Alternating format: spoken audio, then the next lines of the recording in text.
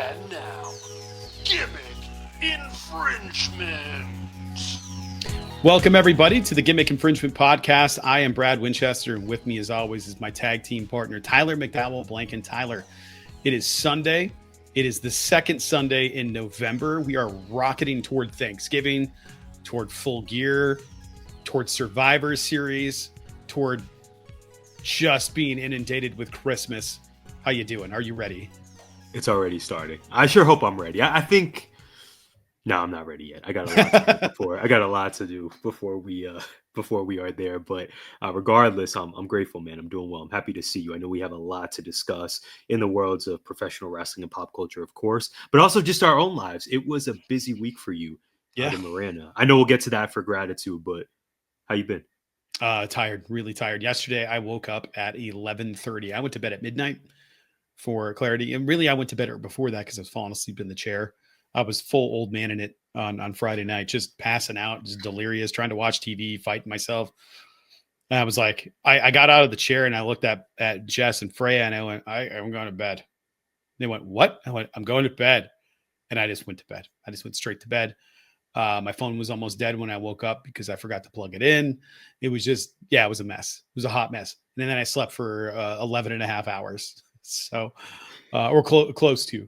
It was crazy because I woke up tired, just exhausted, maybe more tired than I normally am. And today I'm still tired, but I'm grateful. I'm tired for good reasons. And I don't know. Sure hope it's because of all the work that I've been putting in and not for some like disease I'm about to have to fight off for the next 2 months. But we're doing good out here and it's cooling off. It's getting dark early. I'm starting to get excited for the holidays, man. They're cleaning out the playroom to make ready for Santa, make sure that there's enough space for new toys. That Barbie playhouse is finally out of my kitchen. It's been on the wall next to the living room since Santa put it there. There's just has been no room to put it anywhere else. Yeah. But now there are 3 large-sized moving boxes full of Freya's toys that she's going to donate.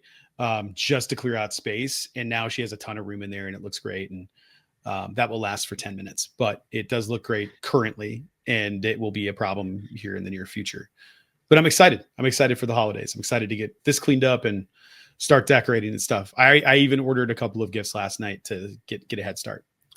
Ooh, ahead of the game. I love that. Trying to be. What's cool is, brings me back to our conversation around Halloween, that you are still able to view and experience these holidays through the lens of Freya Winchester, your amazing daughter, right? And the holidays can be so special. And she's still at that age where it's just magical. You know, Halloween's still a big deal. I'm not sure what Freya's thoughts are on Thanksgiving, but I'm sure she enjoys I think she hates it, to be honest with you. I think, Christmas is. Thanksgiving can kick rocks for Freya, I think, because she's like still the pickiest eater I know. That really is more of an adult holiday. Come to think of it, 100%. Thanksgiving really is more of a, if you're an adult, that's one where you really. And she doesn't have cousins her age, so it's difficult. She has. Yes. They're either all older, just old enough where it's like not fun for both of them. Maybe fun for one of them, usually fun for Freya, but maybe not fun for the older ones, or, could be, I don't know. Tristan is an older cousin, but he's in college and, it's not his first year in it. So it's, there's a big age gap and now there's Noah, but literally an infant hasn't turned 1 yet. It hasn't turned, I think 6 months yet. So getting close though. It's just one of those things where I remember growing up. My shout out to Jeff and Chad and my brother. We would find stuff to do. Jeff and Brian would usually hang out, do something. And me and Chad would go into the back bedroom and turn on TNT. I think maybe it was TBS and go through the Star Wars marathon they would have on Christmas Eve. We'd be watching that. We'd pop out to watch basketball. Usually everybody else was watching basketball, but I was, they were in high school, maybe middle school. I was not. I didn't care about basketball. I didn't want to go watch a whole game. I wanted to pop in and out. Star Wars is on TV. What are we doing here? Later, I wanted to watch it, and we weren't watching it anymore. So it was weird, but it was time being with those other people. I think it just makes it a lot more fun. And Freya doesn't have that opportunity, so it's definitely around us is absolutely an adult event. But I think if they come out, if Noah's out here, it's not going to be a problem. Mm-hmm. Mm-hmm. That's beautiful. Well, and speaking of the holidays coming up and what we're looking forward to, Brad, we put this out on social at GI Pod 19. Stranger Things Season 5, the final season of the highly acclaimed Netflix series, is on the horizon. Episode 1 debuting on November 26th. I believe episode 2 is going to be Christmas Eve or Christmas Day. No, I think it's part 1. Part 1, excuse yeah, me. So we'll have several episodes, I believe. Excuse me. Okay, very good. Yeah, so they'll do it in 3 segments of multiple episodes. So they did this the last time too. They had part 1, part 2. They split it, so there was a couple of weeks in between, so people had time to process. I thought I was prepared for this promotional moment, but Brad Winchester, a true day one Stranger Things fan. Anyway, we are going to be releasing special episodes discussing, reviewing the forthcoming season 5 of Stranger Things. So plug for us and maybe for you. If you are a fan of Stranger Things, or if you know someone in your life who is a big fan, we would love to have you join the podcast. Let us know here in the comments on YouTube's if you are interested. We'll send you all the details. We'll take care of the rest. Again, find us at GI Pod 19. If you would like to talk Stranger Things with us, we would absolutely love to have you. And Brad, based on the trailer, based on the first 5 minutes that were released recently, it looks like there is going to be a lot to discuss.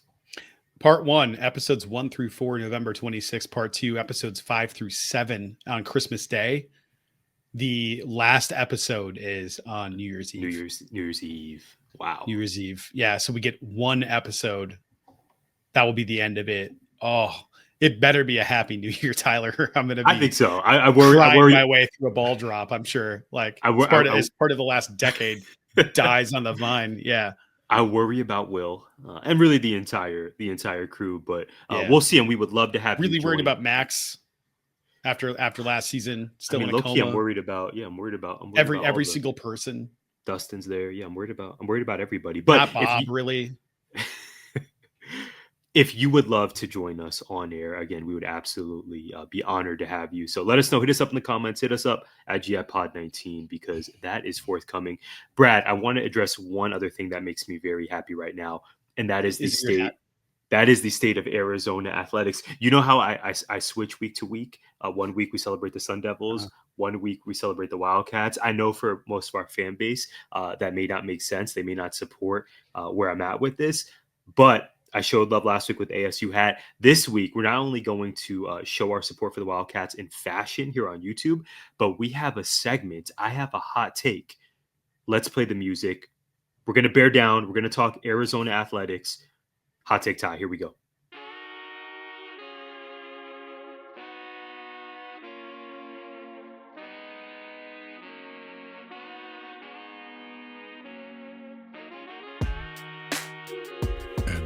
It's time for Hot Take Time. Spicy. Brad, it's been so long since we've had this segment that my dad even called me. Yeah. My dad even called me out and said, "Yo, when are we going to get a new Hot Take Time?" Oh no! I said, "Dad, I understand. I got you. Stay tuned, and I am ready to deliver that right now." Over the weekend, homecoming weekend at the University of Arizona, a place you know well. Shout out to Jessica Winchester and her amazing work over there.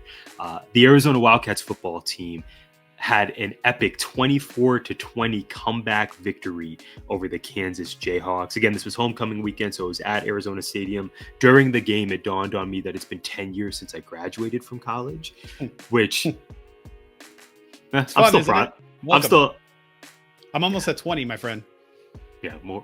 I don't know how I feel about that, but I realized as I'm watching Noah Fafita and company, I realized, 2025, 2015. Wow, that was a long time ago. So, hot take here. Arizona head coach Brent Brennan is the guy. He is the man to lead this program. You may recall, Brad Winchester, I was very critical about Brent Brennan last year. It was not a great season. The Cats went 4-8 last season. There were so many moments of what seemed to be sheer incompetence, and many were calling for Brent Brennan's job after year one. They're 6-3 now, and with this win, they clinched a bowl game. Brennan brought the intensity. He is bringing competence to the sidelines every day, which you couldn't every week, I should say, which we couldn't say last season. Yeah, incompetence last season. Yeah, exactly. Yeah. I love the enthusiasm. I love the growth and the improvement we've seen. And I can be wrong. I was wrong. Brent Brennan is the guy, at least for now. I feel very good about him leading this football program, not just this year, but I'm excited about the potential upward trajectory heading into his, dare I say, third year next year if he gets that opportunity. The fact that he survived year one and was brought back, I have no doubt that he's going to be brought back for a year three. I think anyone in the fan base calling for his job now is just totally misguided. Brent Brennan is the guy. And the connection I want to make to us here before I kick it to you, Brent Brennan's situation, not that everything has to tie back to education on this podcast, but his situation here at Arizona reminds me so much of teaching, especially your early years of teaching. Sometimes you just have to give someone the time and the grace to figure it out, right? Brent Brennan's year one, and granted, he was the head coach at San Jose State prior, but his year one as a Wildcat reminded me so much of the early years of teaching, that there are just days where you are a hot mess and you are working to become competent and working to become great. But sometimes you just got to figure it out. And then you come back for that second year and clearly everything is better because you learned, you picked yourself up off the canvas or the turf or the carpet in this scenario. And here you are today, a better version of who you were 12 months ago. I'm all in for Brent Brennan right now. Very happy for the Wildcats. And how has it been 10 years since I graduated from that place? I have no idea. Bear down. What's wild, during that time, that 10-year time ago, there was somebody else that got time to stay there, and that was one Rich Rodriguez after leaving Michigan. I say leaving as though he got a choice in that. Current head coach of West Virginia. It was such a fascinating thing because it was like, we'll let him get his guys in there, and then Brady took over, and it was not good because he was winning with Rich Rod guys, but Rich Rodriguez did a good job of setting up things, but then like he tried to change the entire culture of Michigan, which was never going to work. Like it just, that speed offense doesn't work when it's 5 degrees outside. It just doesn't. You're playing in a giant bowl that holds the cold in it. It's just not going to work. I really thought he'd have a better tenure in Arizona, but they gave him plenty of time and it just never really, it wasn't terrible. It wasn't the worst thing ever. No, those games were fun. I was at some of those games, 51-46. But I watched them. One of the first games I saw there after moving back was them losing to Stanford. And they were not a good football team at the time. And I knew the writing was on the wall. I was like, I already know. Everybody was like, no, they're going to be great. I already know he's going to be amazing. Michigan screwed it up. And I was like, I promise you, give it 3 years and you're going to find out the fourth. Like you're going to find out eventually and you're going to go, oh, and now there's scandals and now there's this. And And let's not, that was the thing. And let's not have it go unsaid, Brad, especially for those who are not in Tucson or who have not been to Arizona. The University of Arizona, as much as we want the football team to do well, it's a basketball school. It's a basketball 100%. City through and through. And at least we always have Arizona basketball, which, by the way, they look phenomenal. Freshman Koa Pete from Perry High School not down the road, but in Gilbert, Arizona, he put up a 30-piece against reigning champs Florida. And the Cats got a big win in I believe it was in Las Vegas. So I think we're up right now as Wildcat fans. We got basketball. It's always tucked in the back pocket. I just didn't expect football to turn around so quickly. Kudos to Brent Brennan. He's doing his thing. Yeah, it's awesome. I saw part of the press conference the other day and was like, oh, this dude was telling people to come out to the game. I think it was to come out to homecoming. And he was just like, yeah, come out. It's going to be fun. This team is really good. You're going to be disappointed if you don't show up. And I had no plans on going. But I would say if I was debating it, I would have been disappointed I didn't show up. Likewise. They're a fun team, man. I thought to as I was sort of reflecting on my entire life and my entire last 10 years, I thought, wait, I didn't even realize it was homecoming weekend. I guess I just missed all the emails in my inbox, but this would have been a great game to go to. 80 degrees, sunny, it's Tucson. I could have seen you. Well, we will make this happen. We will make up for this. Yeah. It was absolutely beautiful. Like, it has been so nice. Guys, listen, I I can't even explain to anybody. We can't really put into words what late October and November are like in Arizona. This is the time of the year that everybody that lives here goes, this is why we live here. Every single person, we all say it at some point. We're like, isn't it great? This is why we live here right now. Walk outside in a t-shirt going, 70 degrees. It's a little chilly out. What? Anywhere else that's like shorts weather, flip-flops, we're out here going like, another perfect day. Cloudless blue skies, a gentle breeze, not too hot, not too cold, just perfect. This is the Goldilocks of the year. It's so good. It's just right. I love it out here. But I know what else is just right, and that is the most important two words in GI. Steph Watch. Seamless. Seamless as always. Brad, we got to start our wrestling conversation by discussing the latest and greatest in the world of Stephanie Vaquer. Okay, so there was tag action on Monday Night Raw. As we know, the new friendship with Nikki Bella is in full effect. Now, Vaquer and Bella lost to Roxanne Perez and Raquel Rodriguez after a cheap shot, followed by pop rocks on Bella. Fortunately, we still received great Instagram content, including backstage photos from Bella and Vaquer. You know I'm here for this team, but I worry that this side quest that Steph is on might be taking away from what I hoped would be a great title reign for La Primera. Granted, the title reign just started, but I think to have this side quest so early in her reign is, I'm not going to say it's a mistake yet, because I still foresee, or I suspect, that Bella's going to turn on Vaquer, and that's going to be a title program. But I want Stephanie Vaquer defending that title. I want a feud. I want a rivalry to happen sooner than later. I think we can do both. I think we can walk and chew gum at the same time. We can have the friendship with Nikki Bella and post the glorious photos on IG. We'll always like them and repost them. But we can also have Steph building toward a legit challenger and a legit program. Speaking of Instagram, Vaquer was the guest of honor at a New York Rangers game over the weekend. So this is the year of Stephanie Vaquer, and we love that for her, and we love that for us. Hard to argue. Yeah. But I'm with you. I know it's not your question. I also worry that this is going to be one of those things where they go like, hey, we got this other thing to do right now. You're going to be a champ. You're going to hold the belt. You're never going to do anything with it, but you're going to be the champ. So that's good.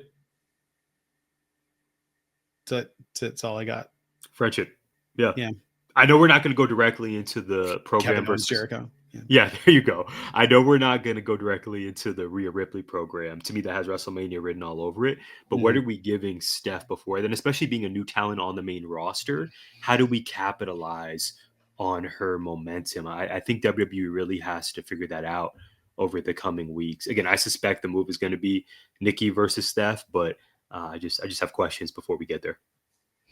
Yeah, and it's interesting because I have thoughts that are part of my question. Attendance has been down. I think viewership's been down, and they're doing smaller arenas, smaller venues, and not terribly far off from what AEW has been doing. They had a 6,000 seat arena, but they did a small market thing. They've been doing small markets, but when they do small markets, it's typically when they're down.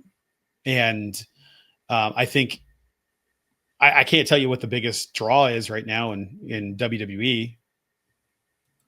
I don't know. It's probably why they were like CM Punk champ. That makes the most sense. Jade Cargill champ makes a lot of sense as a draw. I think people are like, oh, cool, Jade Cargill is champ. Those are going to be fun matches. I don't know that people are showing up to see just Jade Cargill squash someone. We're hearing her promos. We're CM Punk. It's the unpredictability of CM Punk that's a big reason to stay. And then you have John Cena's retirement tour. And if he's not on the card, they just haven't been doing like crazy numbers or anything. The easiest fix here is get Stephanie involved in something meaningful and put her at the front of the company. And people show up for Stephanie Vaquer. My God. Yeah. She's been one of the most over acts in the company all year. I don't want the friendship side quest to cool her off. Yeah. And I worry that maybe that's where we're headed. If she's in a tag team versus defending her title week in and week out. And we see that across other champions in WWE, certainly in AEW, where it's like, no, focus on the title you have versus versus the side quest. We Yeah. If you're gonna spend all your time talking about how that's a bad program and bad formula and stuff, why are you doing it? Do something else. Like right. somebody do something different instead of doing the same thing that clearly isn't working. Right, right, exactly. Well, that is a great lead into my question for you, as a matter of fact. As you mentioned, Brad, creatively, the product is cool. I would say rather noticeably in WWE, you mentioned ticket sales, smaller arenas or more intimate arenas, if you will. Yes. That leads me here. Chelsea Nothing wrong with Green. it. Yeah, I, yeah, I'm I glad actually think that's, yeah. they were at AFC's hockey stadium, a stadium of about Mhm. 5,000 or so. I heard great things about that event, and we want people to do well. Chelsea Green is killing it. John Cena's farewell tour is nearing its conclusion, Mhm. and we may just get that dominant Jade Cargill title reign that we forecasted on last week's episode. My question for you: which superstar or storyline in WWE are you most invested in right now?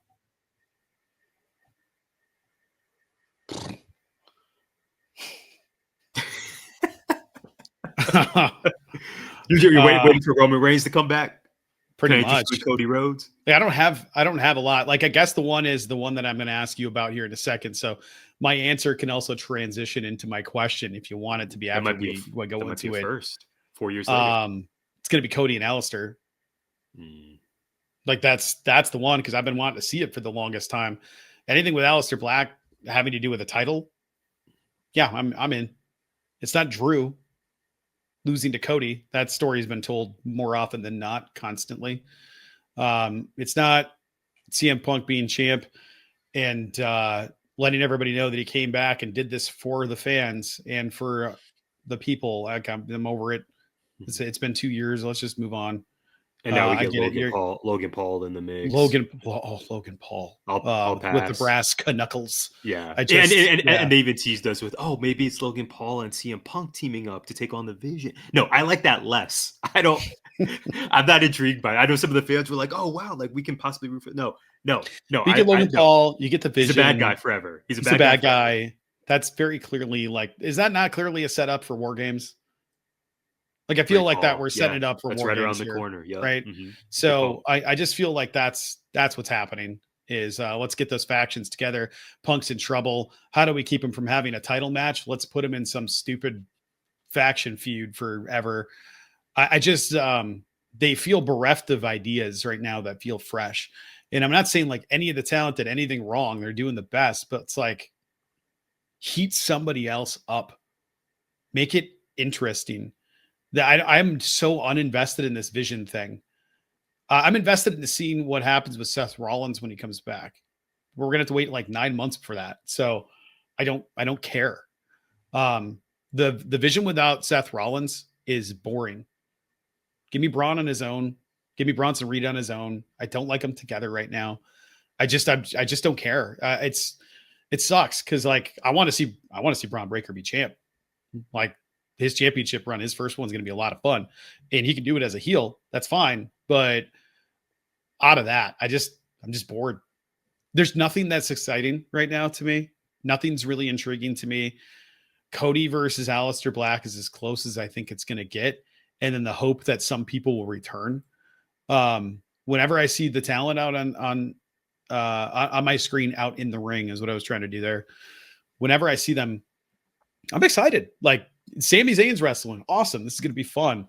Um, but like, what's Sammy doing that's meaningful? What's Shinsuke Nakamura doing at all? Aleister Black is finally doing something meaningful. Drew keeps losing. I don't know what he's supposed to do. Is he come back with a vengeance and beat up Cody again? Or does he find a new victim? Or does he go to a different show? Like, I feel like they're nuking Drew right now. And I don't understand why to keep him in the title picture, but never win. What do you do with him after this?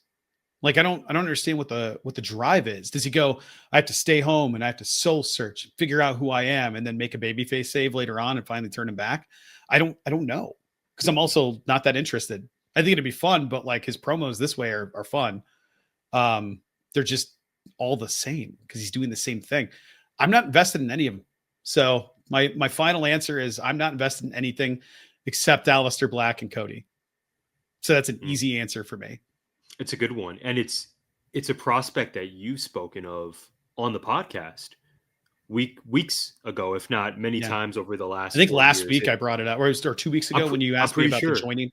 Yeah. We'll have the production Yeah. team look that I was up like, and are we confirm. gonna run it back with Cody? We're gonna do that AEW Right. angle and have I I loved remember. all of that. So And yeah. you enjoyed the brief program we had of these two guys in AEW, and how Yeah. cool would it be to run it back in WWE? Mhm. You said this on the podcast, Yes. and here we are, where that is a move. That's a reality. Yeah, it's a great pick by you, Brad. I second a lot of what you said.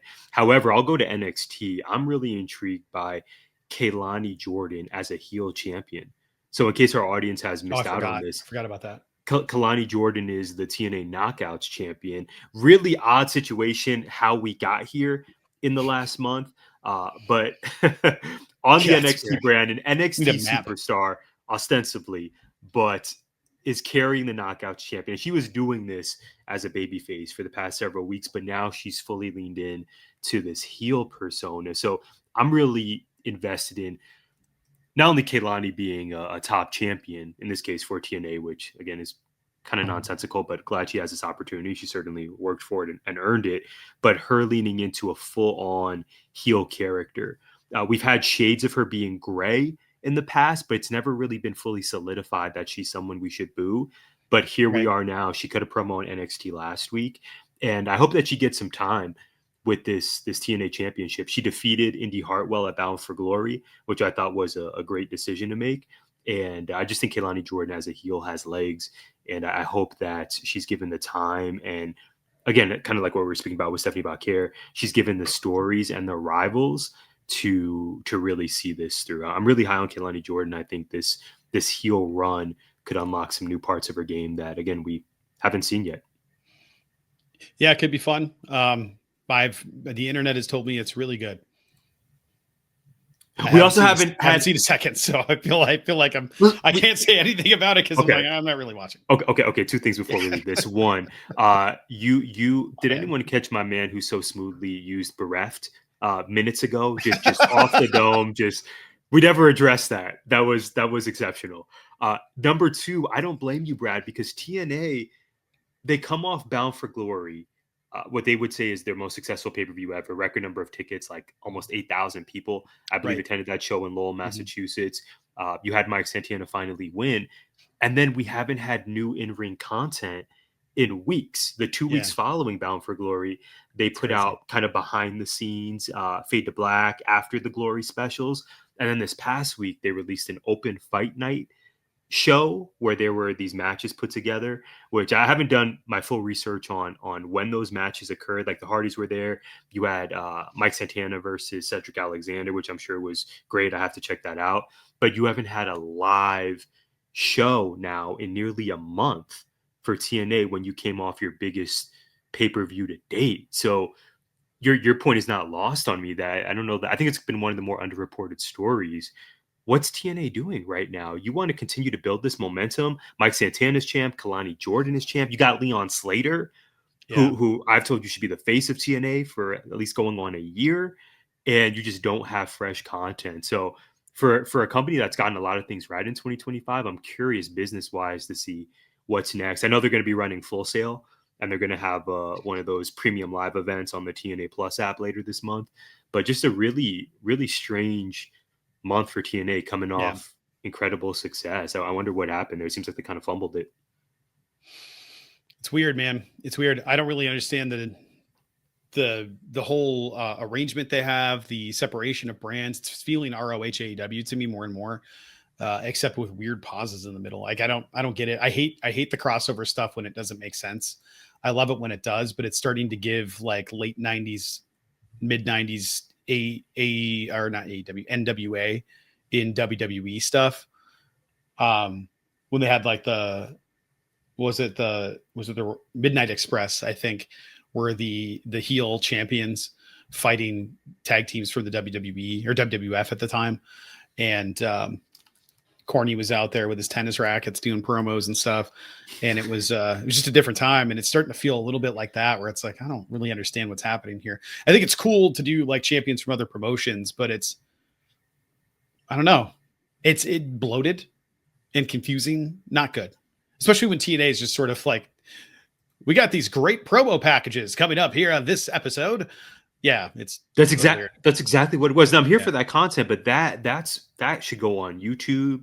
That Yeah. should be maybe 15, 20 minutes. But to run that in replacement of your weekly impact, coming off this insanely hot period for your product, just seemed. Yeah. I wonder what the backstory is behind that. I would be shocked if that has been the plan all these weeks and months. I wonder, just business wise, maybe what went south there, because it just seemed like a Strange. really curious decision if you're trying to build that fan base. And it's going to, especially for these new champs you have, Mike Santana finally climbing the mountain and getting the W, Leon Slater, Kelani Well, they Jordan. tape a lot. My And they guess is tape, that they have a ton of tape stuff that they do all at once and knock it all out. right. And they're just taping right now. And perhaps the answer for Carlos Silva, TNA president and company, is maybe they have landed that TV deal that's been speculated since all the way back in the summer. Maybe they have landed that TV deal and that is in the works. Maybe there's an announcement before we hit the holidays. But if there's not, I just again have questions about what are we doing for your fans there? We can only see Hardy compound matches so many times. TNA also ran that on the TNA Plus app, a very Halloween Hardy's, a very Hardy Halloween. It's like, yeah, I know. I've been rocking with TNA. I've seen this before. Where's your new content? I want to see Kelani Jordan. I'm looking at it right now, and according to AI, there is no TV deal other than like the deal with the WWE outside of an agreement with Claro Sports in Mexico and Latin America. So there's a TV deal down south. I saw that. Yeah. Yeah. So maybe that's what they're referring to, because Somebody's revenue is working revenue. on. Yeah. Yeah. Somebody's working on the business, I guess. Yeah. Yeah, and you have somebody with the last name of Santana being a representative. Like that feels like it makes a ton of sense. So I don't know. Tyler, my question is, I already brought it up. I said, I don't care about anything other than this. This is what I have in my notes. I don't care about anything other than this. Will WWE have Aleister Black be a credible threat? Yeah, obviously he's a threat. Mm-hmm. But is he a credible one? Credible. Yeah. Not in our minds. Right. No. Will this be fun? Yes. Will Aleister Black gain some cachet from it? I sure hope so. But will he be a credible threat? No. That doesn't mean it still won't be fun and we can invest in and have fun conversations on the podcast about it. But if Drew McIntyre was an incredible threat based on how he's positioned and written in WWE, I don't know that Aleister Black will be. However, what does give me pause, what does give me hope, is that this is a new version of Aleister Black within WWE. Finally, he's aligned with Zelina Vega, his wife in real life, and this could be a new presentation. This is a new presentation for him. So that gives me hope that this is something new and still very mysterious and very spooky. Credible, though. Do I think he has any shot of beating Cody? No, I do not. I think that he can have one if they build him up as like, just he needs to bring up and address previous history, including AEW history. Like I really believe that. I think because wasn't his feud with Aleister Black the reason that Arn did the Glock promo? I believe so. Yes. Right, because Aleister got in his head and made him want to quit. He put his boots in the ring and stuff. And Arn came out. He hit the fade to black on Cody and on the black mass. Right? Wasn't it a black mass? Yeah. Black mass, yes. And like caught him pretty flush. I know it wasn't like with the heel. He like basically slapped his face off with the bottom of his foot. But like it's gotta suck. Taking that's gotta suck. Because that dude is pinpoint accurate, like legit martial artist. He's fantastic. Yes. Yeah, he's incredible. Like that's why I'm like, a credible threat, real life. Yeah, probably like one piece half the people in the locker room, but like as a character, I don't know. And they could just be like, the last time we fought, you put your boots in the ring and tried to walk away, and it took an old man to convince you to come back by putting a fake gun to your head. Like something like that. Acknowledge that it happened. I'm in. I now think salute emoji on the Instagram. I am now going like, all right, I'm invested. Now I think he's got a shot. He's already in his head. Bring Arn back out. Have him have to show him like backstage going like, Cody, this was dropped off at my house. I thought we were done with this. And it's a letter from Malachi Black. Like I'd be all in for that. Like, I think that would be really cool. Do I think it'll happen? No. WWE doesn't acknowledge things that happen in other companies. Sometimes the talent do, but I don't think they'd purposefully write it into storyline. Maybe we get lucky there and they're like, yeah, let's just acknowledge it, because sometimes it's okay and sometimes it's not okay. I personally think the more that there's crossover between all of them and them just acknowledging that they exist, or even just going like, yeah, we want to win, we want them to lose. Pretty simple moving forward. But I also think that they don't believe that. The company believes it, I'm sure, because like no competition, better revenue. But like for the talent, more competition, better revenue. Same thing, but the other direction, right? So I'm hopeful that it'll happen, and they could probably make him a credible threat. I just don't think they will, because they're just Cody's great, and my concern right now, and the only reason I would say maybe he's got a shot, and I don't believe this for a second, but maybe he's got a shot, is two babyface champions in the men's world championships. I just see one of them being a heel champ, especially heading into Survivor Series. But Cody versus Punk, if they decide to do like a champ versus champ thing, which seems like that's a crown jewel gimmick, and I don't know. I would love to see that. We'll see. I don't know, man. But what do you do with Aleister Black if he has that program with Cody, loses it, and then goes off back into the mist? Now we're right back where we started with him, and it's just unless somebody intervenes to cost him the match and then give him another line of programming, right, which won't happen. A la Damian Priest or. Well, maybe, but I could see Drew McIntyre coming in and kicking Cody in the face, Claymore Jones costing Malachi the match. I could see that happening. And then we get a triple threat because they can't not have Drew lose to somebody. But if that happens, Drew's going to be the new champ and he's going to pin Malachi Black. And then Cody loses the championship title without losing. Yeah, right. It just seems so much more realistic to me that Drew McIntyre would be the next champion before Aleister Black, which I don't know that I have an issue with at all. But we've reached the stage in Cody Rhodes as champ for me, very similar to when Roman Reigns had his historic run of, I'm already thinking of who is the right person to dethrone Cody. And I don't know that there, much like with Roman Reigns for a long time, I don't know that there's a clear answer right now. I just don't see any of the viable options being the person they're going to run with, because whoever beats Cody, that's going to be a massive deal. And creatively, I would like that actually to happen sooner than later. I just don't know whether it's Drew, whether it's Aleister, name someone else, until we get to Obafemi, because Obafemi will be the guy. I mean, Braun. A Braun Breaker, certainly, whether he's going for CM Punk or Cody, Braun is an option. I'll get Obafemi whenever he returns. I think he should. I don't know that he will be, but I think he should instantly. Penta. There's guys that just need to got LA Knight. Nakamura would be fun again. Uso, right. Yeah. Yeah, I think I don't even put that on there. One of the other potential questions I was going to ask is about Jey Uso and that Saturday night's main event match.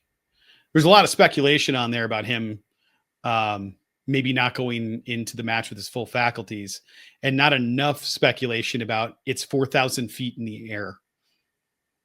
And I think Jay was just gassed. Like this is not a video game. These are real people. Yeah. And he's struggled with that in the past with his in-ring shape. Like we watched, that's not me just throwing out accusations. I believe they addressed it on the Netflix documentary. On Unreal. Right? They sure did. So him going in there being gassed doesn't surprise me when it's, 2,000 feet higher. When you wrestle in New York, you know what the elevation is in New York?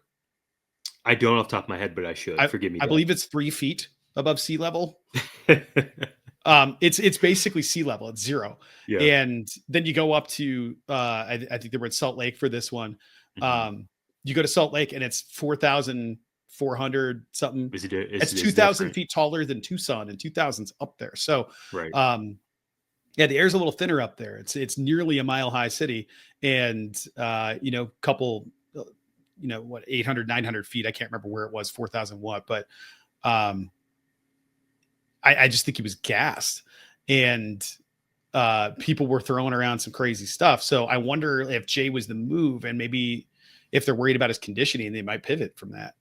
If he doesn't look like he'll be reliable in the ring, I hope not, because like I've actually really enjoyed, the last 4 years of Jey Uso have been awesome. So that evolution of that character has been really fun to watch. But I don't know that there's any credible current.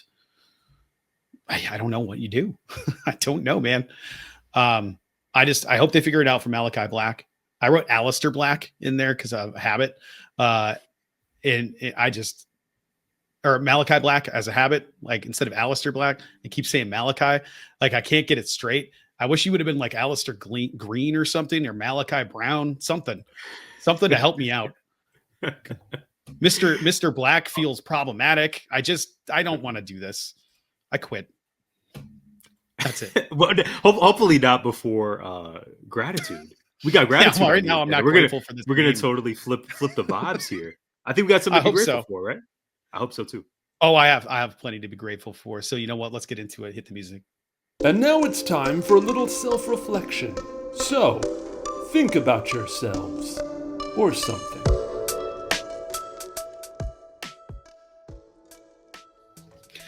Tyler, this week it was a grind. I told you about all the ups and downs and sideways moments in production for 2 plays. We did 2 plays, and I can't remember the name of the author. You can check out the Miranda Theater Instagram page to see what the poster says, because I don't remember it. But we had 2 different authors, 2 different one-act plays written for high schools, both modern or very current. About 45 minutes a piece with an intermission in between. One of them was Edgar, a story about a girl in high school who is sort of trying to live a normal life, as normal as she can, who is dying. And she's, I believe, dying of cancer, but there's nothing they can do, and she's just trying to live her life as she can. And she befriends this boy in the theater, and it turns out the boy in the theater has been the theater ghost the entire time. And at the end, you find out that they're together, but neither of them are alive. So it's like a bittersweet kind of ending to the show. And then we did a comedy after that. So we went from like, it's a lot of serious themes here. People were laughing, and it was like, this isn't funny, man. Like, if they're laughing at this moment, it's because, okay. All right. The second show was pure comedy. It was just all it was. It takes place in there's a production of Hadestown happening, but it's not Hadestown. It's like in Hadestown, and this girl writes this play about this boy who just happens to have the exact same name and address of her ex, who she doesn't like. And the whole thing is a cluster. And then it's like, oh, the theater is haunted, and the ghosts are making us get along instead of arguing. And then the crew comes out and it's like, turns out you can get people to do whatever you want just by turning some lights on and off. They were pretending to be the ghost the whole time. It's really cute. It was a fun show, a lot of laughs. Went off really well. The kids did so much work. I'm so grateful for them. Man, I'm grateful to be done. Tyler, I cannot express to you how much work goes into these things. To paint the flats, just the scenes, the background, took over a month of work, I think.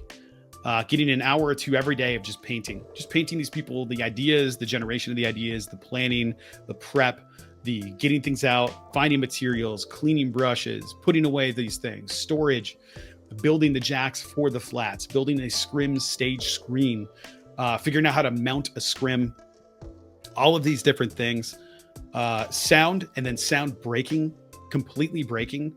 No main speakers again, just like when we did the musical last year. Very frustrating. And the kids going like, don't worry, we'll figure it out. They can project. It'll be great. It was so cool to watch all of this come together. I'm just so grateful for the dedication the kids put in, but I'm more grateful to the community and to pivoting. So we know that SNAP benefits have been something that just kind of went on hiatus. And there's a lot of people that are relying now on the kindness of others. Was the kindness of strangers, that what Blanche says in Streetcar. There is the Miranda Food Bank, and the Miranda Food Bank is, they can only go so far. They rely on donations and private funding and all of those things, but they can only hand out a couple of loaves of bread to a family before they don't have any more bread. They have to ration it off to make sure people are getting food. So I talked to Mrs. Davis, Jennifer Davis, who is the director of all of our theater program. And we decided to do canned food donations and monetary donations to help needy families in the community. So I have a whole bunch of canned food that I have to drop off at the food bank this week. And we got a ton of donations that will go help support more directly our families from our school around the holidays. So like the Adopt a Kid and stuff like that, to help them have, you know, a nice holiday season and to make sure that they're getting what they need. I didn't know what I would expect, but to have like hundreds of people show up for, I don't know how many we had, but 200-300 people showed up for a class play that are 2 one-act plays that nobody's ever heard of is pretty remarkable. And we had people just going like, oh, this goes to families. Here's $20, here's $50, and just putting it in the account so it can go directly to Marana families.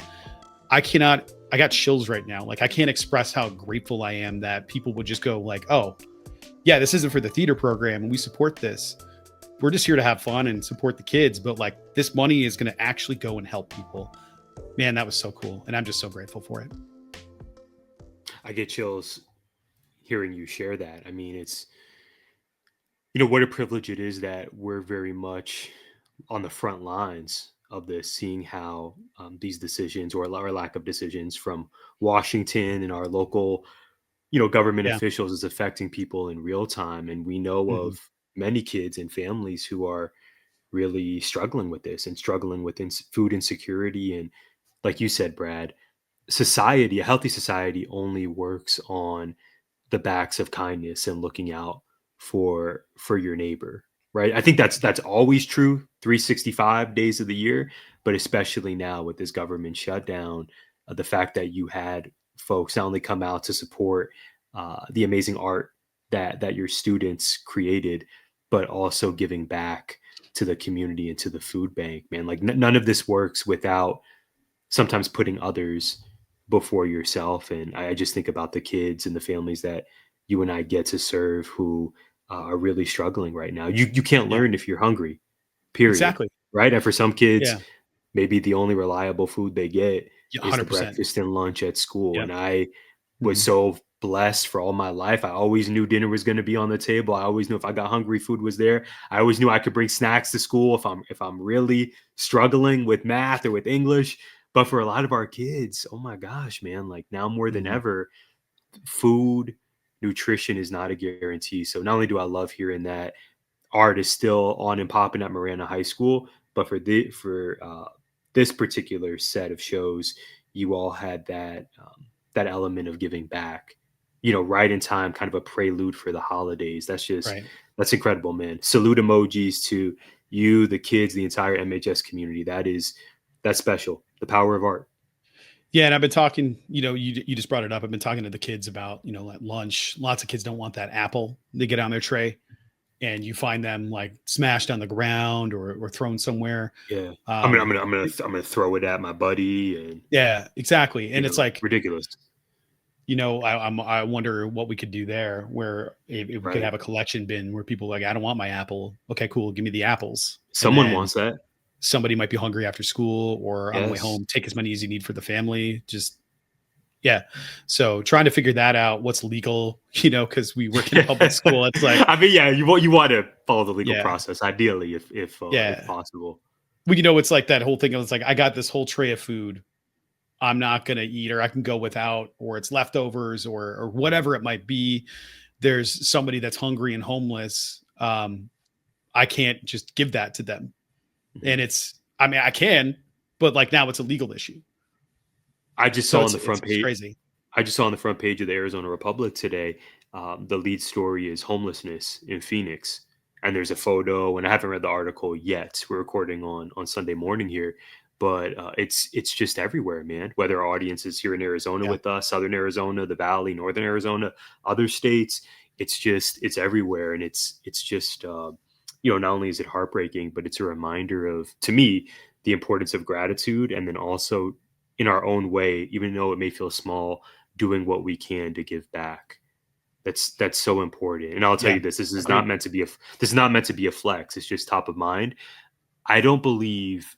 I'm in year 7 now, right? Teaching at Sunny Slope High School. Some may say my 6 previous years teaching. I don't know that I faithfully kept snacks in my classroom, really. But for whatever reason, this year I've made it a point to keep snacks. So when kids come by, I always have a snack Yeah. available. And I've noticed this year more than ever, Brad, kids will ask during the school day if I have food. So I just got a delivery earlier today of Welch's fruit snacks and Chewy bars because it's That's the just move top of too. Those are the ones. yeah, it's just Yeah. top of mind. And you and I both do this. Every teacher I've ever known does this. We don't receive funds to supplement Nope. our classroom snack No. inventory. We do this because you and I already are given so much and have so much that it's a privilege to be able to give back in any way that we can. But my goodness, man, people are struggling right now. And I mean, just last thing I'll say about this before we get back perhaps to wrestling talk, something far less important, but something we enjoy. We live in the wealthiest nation in the world.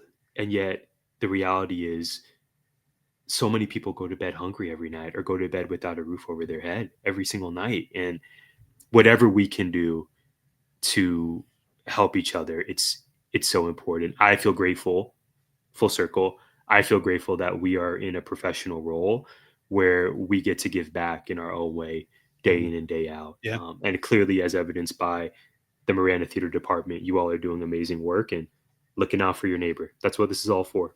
Sure trying to. Now we're not as hard off as, Portland. Now that all of their stores are closed and boarded up and there are no windows on any of them. Just shocking and terrible fate. God, I hope anybody listening understands that that's just an exaggeration, and I'm poking fun at one of the dumbest comments I've ever heard in my life from a person in power. Tyler, we got to get into another powerful company, and that's AEW. AEW certainly has been on with some really interesting storylines heading into Full Gear and Blood and Guts. For the most part, I have some feelings, and I'm trying to be measured as we segue into our AEW questions. So go ahead and hit me with yours. Okay, so we teased this last week. AEW Blood and Guts is finally now this Wednesday. Big show, unique show. This has got to go well for AEW. I am optimistic Jones for this. I, like you, have feelings and I have questions about the build to Full Gear. I'm still not completely satisfied, but which is coming up on Saturday There the goes my 22nd. question. Yeah, there you go. But we'll stick with the here and now. AEW Blood and Guts. Last week we discussed those two matches, and I'm sure we'll have that conversation as part of this segment. But I specifically want to return to our conversation about the women's tag title tournament. Mm-hmm. And something shocking happened on Dynamite last week, and in a good way. Willow Nightingale and Harley Cameron defeated Mercedes Moné and Athena. I was not prepared for that. I did not see that coming whatsoever. So my question for you is regarding the victors, the team that advanced in the women's tag title tournament. It's going to be a different question for you. I got to keep you on your toes. Brad Winchester, the tag title tournament. Why not the Babes of Wrath? Why not go all the way with this tag team? Are we looking at the new favorites to win it all? Willow Nightingale and Harley Cameron. I hope so. You say what? I hope so. Like, if we're here now, yes, that's. I too was surprised. Yeah. If Harley's ever going to hold title, let's get a title this early on. I think it's going to be a tag title. It would be a tag team, and we always want perfect. Gold for Willow. Babes of Wrath, yes. Great tag name. Yeah, and Harley has a great look. She is so much better than just like a year or two ago, right? Like, so much better. Incredibly entertaining character. She has an amazing look. She's beautiful. She's hilarious. She's multi-talented. It's crazy. Of course, I want to see her on screen. But also you throw her in there with somebody that's like an unstoppable 10-year veteran of the game. And I get a little worried that someone's going to get broke it in half or something. If they try something else, that maybe that hasn't been attempted before. And so far, it's just been fun. It's been awesome, and she's great. I had a lot of doubts, and I'm sitting here going like, yeah, I think I was dumb. I think it's the perfect place for her. I think this would be great. Honestly, like God's honest truth.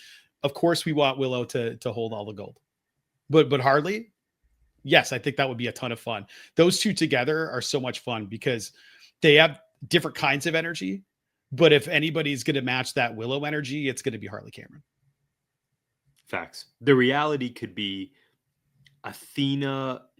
I don't know that Athena needs to cost Harley and Willow, but the move could be Harley gets to challenge since Harley pinned Will. Okay, let's try this again. Take two. Since Harley pinned Athena in this match, the move could be Harley Cameron challenges Athena at the next ROH pay-per-view. I could easily see that being okay. What's the sort of what does Harley Cameron get out of this tag title run? It's the one-on-one match, which I suspect she would lose to Athena at, I want to say maybe Final Battle is coming up or Death Before. No, it can't be Death Before Dishonor. Anyway, there's a show coming up. I saw the advertisement for it in ROH pay-per-view. I could see that being the move there rather than Harley and Willow becoming the inaugural tag team champions. But this week really convinced me that I would love to see Harley and Willow become champs as much as anyone. You know, last week I was on here saying I'm here for the Julia Hart and Sky Blue agenda. I still am. Megan Bain and Marina Shafir should be unstoppable in storyline. Of course, we also have Toni Storm and Toni Storm and Mina Shirakawa, probably the odds-on favorites to win it all. Yeah. But my goodness, this week just showed me I would not only be cool with this, but I would love a Harley Cameron and Willow Nightingale sustained run as a tag team, especially with gold. Final Battle is December 5th. At least that's Final Battle. Thank you. That's coming up. Athena needs a challenger for that show. Harley Cameron. Yeah, I don't know if it's I can't tell. I don't know. I don't know if it's being taped and will air somewhere else, but I imagine it's live because I saw December 15th pop up on there too. So what do I know? But December 5th, early December is the next ROH pay, according to the ROH events page. Is the only thing on there was that event. So, okay. Tyler. Hook tapped out to the ops. There were advantage matches for Blood and Guts. Tyler, you already kind of answered this question, but I'm going to roll into it anyway. Does AEW TV feel like it's building a good television program or just working toward event or pay-per-view lineups? I'm tempted to go for the latter, but it's really hit or miss. AEW week to week for television, there have been really fantastic shows this year. Yes. Really fantastic Dynamite. Collision.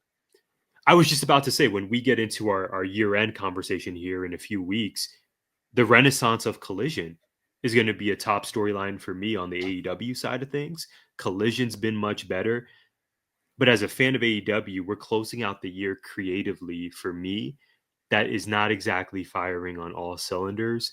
I'm leaning toward the latter, toward the build to Full Gear. Where I'm at as a fan is just figuring out, okay, are some of these storylines just not serving me? Or is it just not good? Samoa Joe versus Hangman. I love both of the guys in this. I just don't have an interest in seeing that match being run back again at the next pay-per-view. We have the Hurt Syndicate and the Demand. We have the introduction of this national championship. I don't know that we need another championship in AEW, let alone on the men's side of things. I don't know that I need the Demand and the Hurt Syndicate continuing to beef. Love all 6 men in this. Love them dearly. But we can move on creatively. So my answer to you would be the build is toward the pay-per-view, which that's what all wrestling companies should do, should they not? However, there was a really strong stretch of Dynamite episodes and Collision episodes, so much so that the way I gauge it, Brad, is how do I feel going into a Wednesday night or a Saturday night? Do I need to see the show or is it optional for me? And lately, it's been the latter. It hasn't been, I have to watch this live. It's can't miss for me, which is how I felt earlier in the year, as recently as late summer.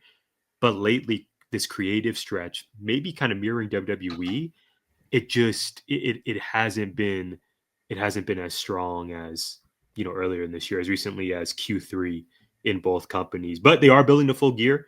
There's no doubt about that. Some of the storylines just are ones that I am not invested in. It's tough. It's tough because there's a lot of good, like to your point, there's a lot of good in-ring action. There's a lot of good always storyline movement and promo work. And I think because, I don't know, AEW is a little bit looser in terms of production, that I have more fun watching it because of its unpredictability, especially with commentary. I have fun with it. I don't want to hear people glitch in the middle of their sentence.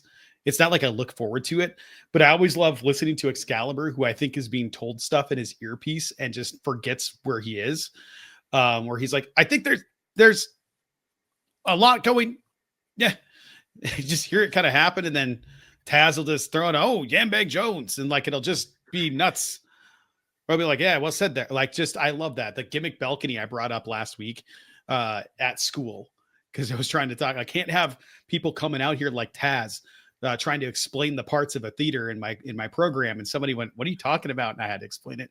I can't be like, yeah, it's up on the gimmick balcony over there. And I need to go the catwalk. Like it's on the catwalk.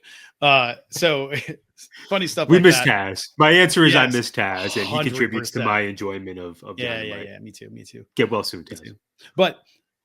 But I think they're doing a bit of both. The reason I asked the question is I couldn't figure it out. I'm genuinely asking, which one is it? Help. Because they're building toward the pay-per-view, but like, I don't like the build. They're building toward Blood and Guts at the same time as Full Gear. And it doesn't feel like they're building a reason for me to care about next week other than Blood and Guts. Like, it's not only Blood and Guts, but Blood and Guts is the draw. What about after Blood and Guts? And when we do Blood and Guts this close to, I got to stop saying Blood and Guts, my God. When we get this close to that event, or that event's that close to a pay-per-view, I feel like we're just like spamming people with important things that might also make me not care about the other stuff. Where if you do it in an area with, of the calendar that's got less traffic, maybe I care a little bit more about those things that aren't going to be on those cards. Because it's like, that match is coming up. That's really cool. Cause like during this tournament, we've had some teams in it, or just in general, we've had teams or individuals that are like, who are these people? And they get, pinned right away, and then get your hot dog and your $5. We'll see you later. And I don't know who these people are. And it was just like, all right, that's a thing that happened to drive the story forward. But I kind of feel like it could have been an email, and we could have had that be another spot. It could have been like, well, they defeated these people at the live house show that we did, but they stopped doing live events like that. There's no tapings anymore for like Dark and Dark Elevation. We just have Ring of Honor. I don't want to pay for that. Like, I just don't. No shade to Ring of Honor, because the pay-per-views seem like they're worth it, but I'm not spending that much money on a pay-per-view for Ring of Honor. And $10 a month when I'm already paying so much for everything else, it's like, I don't know. But maybe that's where my WWE money goes, because I think I'm kind of done. I'm still paying right now, and I'm just like, I don't know that I want to spend any more money. So we'll see. I just I want the television product to make sense. I want a reason to tune in weekly. That's not just to find out what will be on the other thing. But don't take it away. I am excited for Blood and Guts. I do think legitimately it's going to be a lot of fun. It always is. As long as there's no uncomfortable stuck in the ring moments, or Eddie's injured on the roof moments, or anything like that. I think we'll have a good time. Exactly. No Matt Menard levels of blood, please. Oh gosh. That was what a callback. The JAS. Ooh, man. Appreciation Society. Yaz. Forgot about Yaz. Well, we can continue to hope for good things with our television, Brad, and we're going to stay there for one final segment on this episode. We have one more episode, regardless of what you may have heard me say about last week's GI. We actually have one more episode of the Golden Bachelor. So that means we have at least one more segment of a rose from me. Let's play the music. And now, for a rose from GI's most eligible bachelor. Okay, Brad, we have some tea. We have some drama to discuss in just a moment. I just want to stand 10 toes down on my prediction.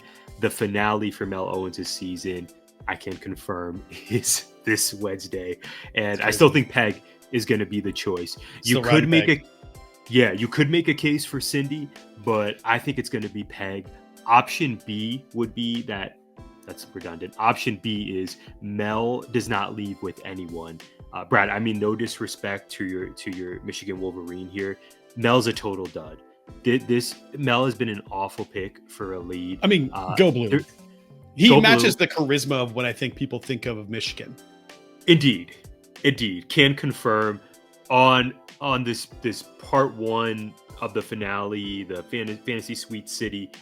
Just a dud. When the women are asking him to put out more emotionally and really for him to let them know how they're feeling, if he's really down, if he's ready to make this commitment, he's just been very non-committal and been very vague with his language really all season. And I'm still scratching my head as why he was the best choice to be the lead. But I'm going to go Peg for this finale. That is my prediction. Let us know what you all think here on the comments on YouTube. Let us know at GI Pod 19 across socials. Let us know the case for Cindy, if you're rocking with Cindy or if you agree with us with Peg. Or option C, which is a very real possibility, that Mel leaves alone. Brad, speaking of people who are alone. I was going to say, man. Oof. Gerry and Teresa. Okay, this is what our segment is going to be dedicated to. I did not realize this. Gerry Turner, the original lead. What are we doing? Bachelor production team. The original lead, season 1 of The Golden Bachelor. Do you want a series or not? Gerry Turner, we have litigated his story on this podcast many a times. We want you to know, in case you haven't heard, he has a memoir and he is in full media tour mode. He writes extensively about his relationship with Teresa and what went wrong. Brad, you and I were looking at this article from people.com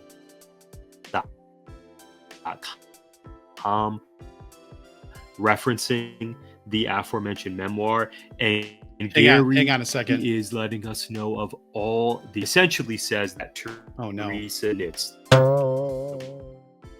Ladies and gentlemen, we had some traffic issue here with the internets up in the valley, and it didn't happen until we started talking about Gerry Turner. This is always a Gerry Turner problem. I blame Gerry for everything. Restaurateur Gerry Turner with his burger stand. You are the reason. You are the reason that the internet failed, Tyler. How dare you get away in another rose? Worthless. It's an Tyler, absolute. It's your flower. Yeah, it's an absolute shame. It's a travesty. I am not. You know what? I'm going to give my rose to Teresa for this one, because in his new memoir, Gerry Turner is revealing all. Brad, he is throwing some major shade at Teresa. She's throwing it right back. You and I, before we came on to the podcast, were discussing this People magazine article detailing Gerry's memoir, and Gerry writes of one instance in which he says Teresa made him sleep on the couch. He actually told Entertainment Weekly, "My first night, she took out sheets and pillows before telling me, quote, tomorrow's a big day, a big work day. I need a good night's sleep. Do you mind sleeping on the sofa?" And Turner alleged that he continued to sleep on the couch, and eventually the arrangement made him, quote, a little bitter. There's even this Dear Shandy podcast run by, I believe, a former bachelorette couple, in which Teresa claimed that they shared her full-size bed the first night of that trip. This is boring. I'm not going to get into all the details. They are throwing shade at each other. The inaugural Golden Batch couple, a complete disintegration. It makes me sad, Brad. It makes me very sad, and I have little to no hope that this next Golden Bachelor couple is going to be any different. I feel lied to. This is a travesty what the franchise is already turning into. Are Joan and Chalk still together? I don't know. I hope so. You know, oh man, I forgot about those two. Listen, man, I think I was thinking about this. Like, if you are old enough to go on the Golden Bachelor, first of all, right? Like you're qualifying age for Mel, it would be 30. If you are old enough to go on the Golden Bachelor, and you loudly and publicly make mistakes, and you take out your partner and your partner takes out you, and all these ugly secrets are revealed, how are you ever dating again if that thing goes south?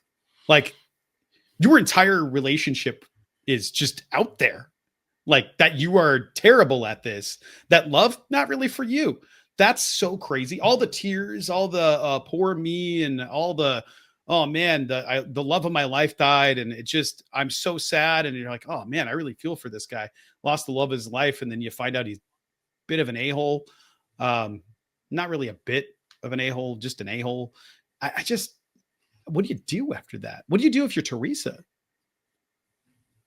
Like, I don't know. I wouldn't want to be dating and then find out like in the news again, like, oh, more came out about this while you're in a date. You go home and you're like, oh, former Golden Bachelor star out at French diner with new beau. And like, I get to see it now. Like, oh God, I can't even imagine being at that age and then having to deal with that kind of high school drama. Seems terrible. And on that Dear Shancy podcast, Teresa throws the shade back at Gerry, and she mentions during one of their dates, they were outside somewhere. I'm doing a great job explaining this clearly. They were outside somewhere, and they were still in this courting stage. And Gerry was like, "Hey, you see that? I'm paraphrasing. You see that tree over there?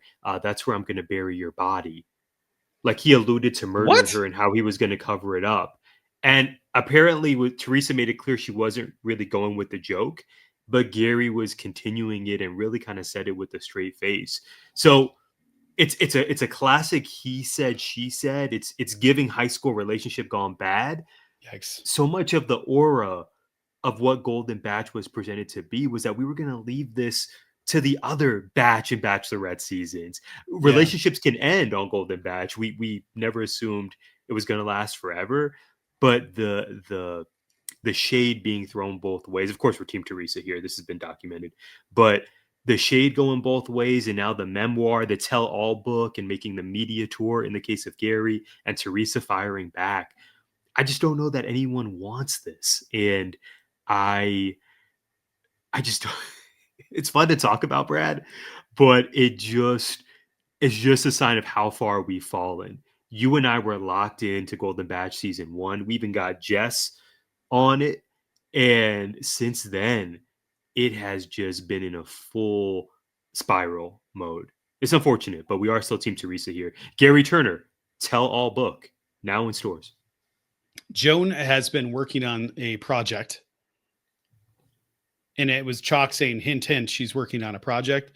So I have a feeling we'll be seeing Joan on her screen soon. And they're doing the long distance thing as they navigate the relationship by seeing each other once a week. And they're not in a rush to get married, but it sounds like they're still together. So that's pretty cool. And it sounds like they're doing it in a way that isn't, hey, we got married right away, let's move in together. No, like it's crazy. I accepted your proposal, but let's actually get to know each other in a real normal situation and then go from there. That makes so much more sense to me. It sounds like they're doing it the adult, mature way and not the dumb Gerry and Teresa way. I was going to say it appears to be, it's given the inverse of what the cautionary tale of Gerry Turner and Teresa Nitz unfortunately became. And Gerry says in the tell all book, he doesn't throw all shade at Teresa. He does say he was leaning toward picking Leslie until fantasy suites, until overnights. He said once he spent a night with Teresa, everything changed. He unlocked, well, this is going to sound creepy. He unlocked a new version of Teresa. That's not exactly what he said, but basically like Teresa shared things. And I guess that so much. Ugh. Yeah. I did a thing. Production team, if we can just do your thing. He says the overnights changed everything. And he went from leaning toward Leslie toward picking Teresa. I don't know that we need any of this, but what does it mean for the franchise? Nothing positive, in my opinion. What I take away from this is that I was right about Leslie. That's it. I should have been Leslie. I was right. It should have been Leslie. Just wanted to throw that out there. Yeah, and I'm glad it wasn't. For Leslie's sake. Yeah, Leslie's probably somewhere doing yoga, reading. Yeah, he's probably super happy, going like, "Whoo, boy! Thank God I missed that bullet." She probably has multiple suitors. I bet. I bet. Yeah. I wonder what she's up to now. Because she had like a ranch, right? A farm, a bunch of property, rode horses and stuff. She's probably just hanging out somewhere. I think that may have been Faith. I want to say she was top 3. Yeah. And Leslie was the fitness She instructor. was the fitness yoga person. Yeah. Yeah, Jewish woman. Yeah. Yeah. Yep. Yeah, there were. I could were see her great face. I just mixed up where they were. Oh no, there were great contestants on that Faith was season. cool too. Yeah, season 1. Yeah, it was fun, man. Like, thank you for making me go through memory lane and remember all the good people that were on that show. It was good until it wasn't. Who knew that with all the potential heels that were in the women's division in the first season of The Golden Bachelor, that it would end up being The Golden Bachelor as the heel, the biggest heel of them all. An absolute surprise. It was me all along, Austin. Tyler, what did we miss? I have 2 notes for what we missed. First, Outkast, one of the greatest hip hop duos of all time. They have officially been inducted into the Rock and Roll Hall of Fame. Oh, cool! I didn't see that. That's awesome. Yeah. I'm sure it was met with totally normal fanfare from the rock and roll enthusiasts. I'm sure it was. I have many memories listening to their music over the years, and just a huge nod for the Atlanta duo. And then secondly, quick political note. Election day in America was last Tuesday. You may have heard of a guy named Zohran Mamdani. Mm-hmm. He is the Democratic Socialist candidate, is officially the mayor-elect of New York City. There are also big governor's races around the country, notably in New Jersey and Virginia, in which the Democratic candidate won. 2 women, in fact, and for Virginia, it is the first time that they have had a woman elected as governor. So really interesting to see we know how this works, Brad. The pendulum, the swings politically from Republican to Democrat that we see when we go from presidential election to state and local offices and those races. So it's definitely going to be something to track as we inch closer and closer to 2028. And we think about what the presidential field will look like on both sides of the political aisle. Wild. It's going to be wild. And shout out to former multi-time guest and dear friend of the show, Mike Steph. Check out his podcast. It's called Salty Thoughts of Mike Steph podcast, in which he discusses politics, specifically in New York, in great detail, including the mayoral race. We can't wait to see what his thoughts are on the results from Tuesday's election. What do we miss, Brett? That last sentence mostly, but we'll garble through it. You turned into Digiti. But check out Mike Steph and his thoughts on New York politics on the Salty Thoughts of Mike Steph. And shout out to Mike. I haven't talked to Mike in a while. I need to reach out to Mike. So I wrote down a couple of things of keeping it political. I did not expect in the year of our Lord 2025 for Tom Horn to have a babyface turn. I did not expect it because we have a giant teacher shortage in Arizona, and Tom Horn's like, yeah, we got a giant teacher shortage in Arizona. That's a problem. And we need to start firing money off at these teachers because they're all quitting because they can make more money doing other stuff. And we're not attracting anybody to the profession. I don't know that will really work until the underlying funding issues are addressed. Because it's not really the teacher pay. I heard the average teacher pay in Arizona is $63,000. Tyler, how do you feel about your $63,000 a year? I have never made that amount. I don't know anybody that's making that amount. Not base anyway. I'm not ready to say full farce, but every time I see that number, I just chuckle to myself. I've never seen that amount. I think they have to look at certified contracts and not teacher contracts. So that includes assistant principals and whatnot too. Right. So throw those in there. Of course, it's going to be way higher. We're 29th apparently in the country in average teacher salary, which that's unbelievable to me that we would be in the middle of the pack because I don't know anybody making that much money. I'm close after overrides and all kinds of other stuff, but that's with a master's degree, 19 years of experience with another master's on top of that, plus a bunch of other credits, plus a bunch of, I earned mine. I'm not even going to sit here and be like, I can't believe I earned it. I put in the work. I saw these interviews and I was like, it's really cool to see kind of both sides of the aisle. Now, how we get there and what that means in the classroom, that's where I disagree with him. But to see him and the AEA working together to go like, we got to do something. This is a big problem. And it's not a political thing. It's like, it's just a problem. It doesn't matter politically. We need teachers or kids aren't going to learn. So I thought that was really cool and kind of maybe hopeful for the future. It felt like politics 25 years ago, where it was like, no, we just disagree on stuff. We're trying to figure it out, but like we just disagree on stuff. And then finally, Arizona Marching Band Association 3A, 5A championships, I believe happened at Hamilton, but I know Hamilton took first place. And Marana High School, who hasn't placed in, I don't know how long, took sixth place in the state. So shout out to the entire marching band and to first year Marana High School marching band instructor, Javi Aguilar. He is a breath of fresh air into that competition program. He took over for Jim Atterbury, who is a staple and institution, the pillar of professionalism, who was just sort of like, yeah, I don't really know that I have the energy for this anymore. It's time to pass it on to somebody I trust. Knocked it out of the park. Transitions are difficult, and this one felt like a really good one. And I'm just really proud of everybody that's been involved over the last 20 years of my career, watching this marching band grow and flourish and do competitions. We're doing really cool things there. Proud of them. Anytime you can see a competition that bears fruit, to go from not placing to sixth in the state, that's incredible, man. Like that's really incredible. And it is not the first time they placed this year. They have taken seconds and thirds and fourths and all kinds of placements along the way. They're killing it over there, and just proud to support them. Really cool. That's beautiful. Go Tigers. Follow us at GIPod19 for exclusive show updates and more. Thank you to our veterans and their families. Thank you all for joining us, and we will see you next week. Gimmick Infringement is a part of 19 Media Group. You can listen to us on Apple, Spotify, iHeartRadio, or wherever you find podcasts. You can also find us on YouTube via the 19 Media Group channel. Please like, subscribe, comment, and share.